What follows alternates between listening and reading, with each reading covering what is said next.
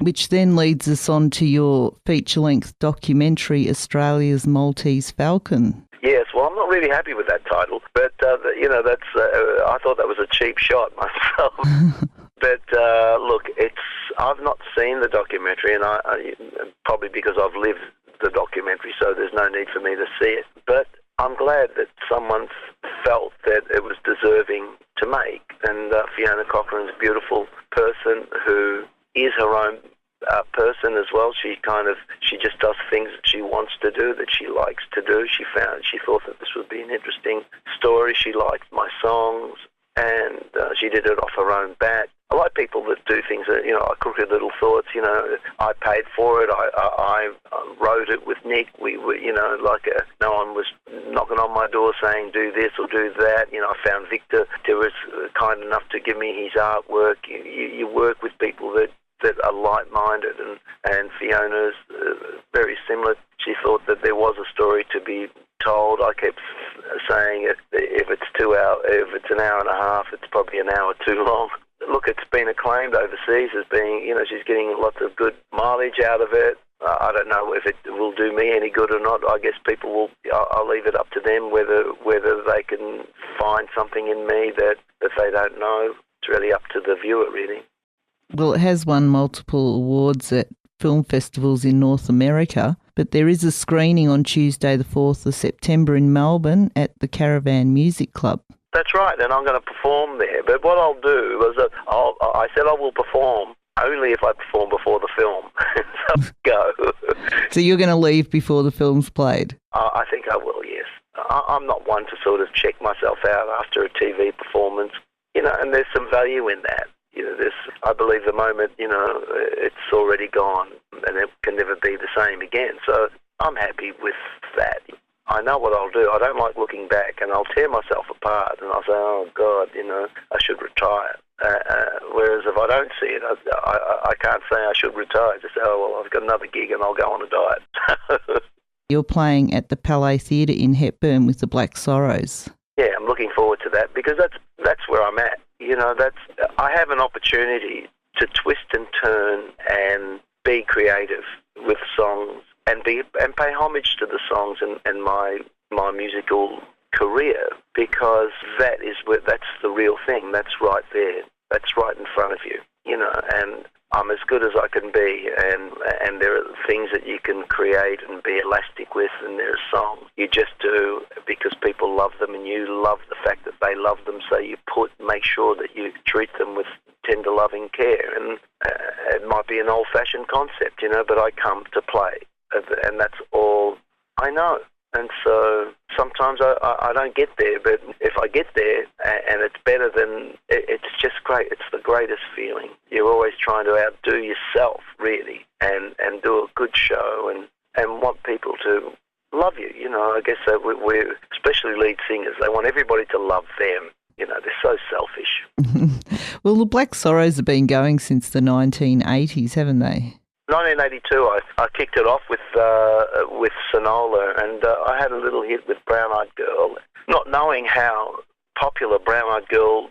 I don't think it was really that popular in those days. It just became one of those iconic songs as the years rolled on. And I was fortunate enough to have, there are times when you sort of, that Cinderella moment happens when someone that I loved, which was Elvis Costello, who was, recorded one of my songs, and we liked each other's music and we appreciated each other's existence, found that record, and really it made a bit of a difference to the band for a short period of time. And alternative radio was playing Sonola, and it was just a little record that we made in 6 hours. And it was just the strength of someone like Elvis giving us the kudos and took us somewhere else, and then that turned into something else, and it just kept going, and then we just had a fistful of songs that made a difference.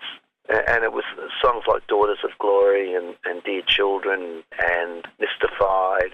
And then, of course, after that we had Hold On To Me, Chained To The Wheel, and songs like that. And then we had, Harley and Rose and Never Let Me Go.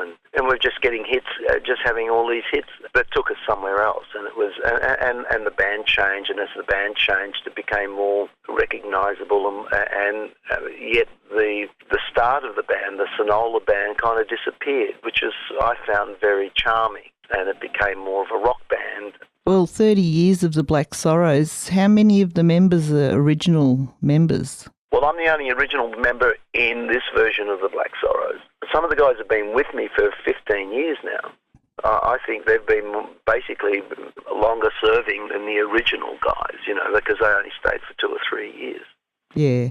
Well, you mentioned before that you've got a lot of children. You're the third of 10 children. How many children do you have? I only have 5, and if my dad was alive, he'd be disgusted. So any of them musicians?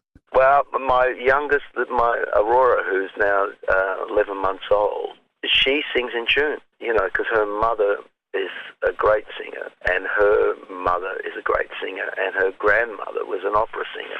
So I've become the frog in the family. All right. Your partner, Atlanta Coogan, does a duet with you, Fool in the Moon, on your latest album. Beautiful. She sings Loving You, and a couple of other duets that we do, and she's just beautiful. Beautiful singer, and sometimes she looks at me with amazement at what I can get away with. Well, you've got the determination and the love.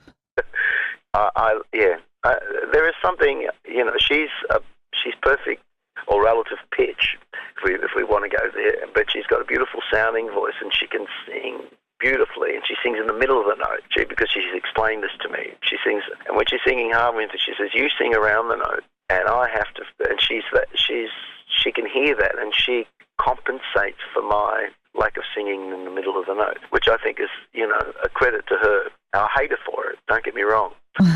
Not going to go unnoticed.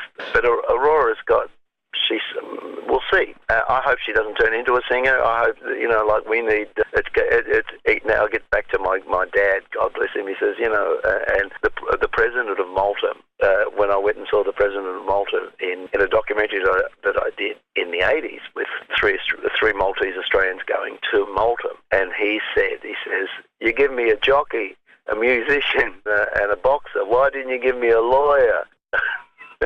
And so I'm thinking, I wish, my kids they're doing very well, and they, my older kids are they're not necessarily in the entertainment business, but around it, in the fashion world and all those things. That it's a real struggle. But and they all carry music, and I love that. I love that Harlan knows about Bob Dylan and Van Morrison and John Coltrane, and he doesn't necessarily, it's not his bag, but he knows that it's there. And Belle, my 17-year-old, she knows about Etta James and Ray Charles, and they're on her iPad.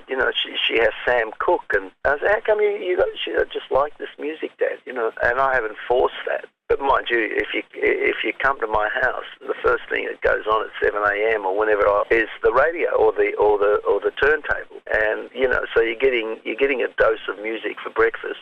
So Friday night at Hepburn Springs at the Palais Theatre, people can mark off their bucket list seeing Joe Camilleri and the Black Sorrows live, which everyone should mark off their bucket list.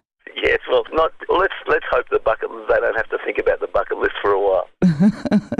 Well, I think it's an experience everyone should have, because you came to Melbourne at 2 years old, and you're still in Melbourne, aren't you? There's no other place for me. I've tried to live different places. This is where it is for me.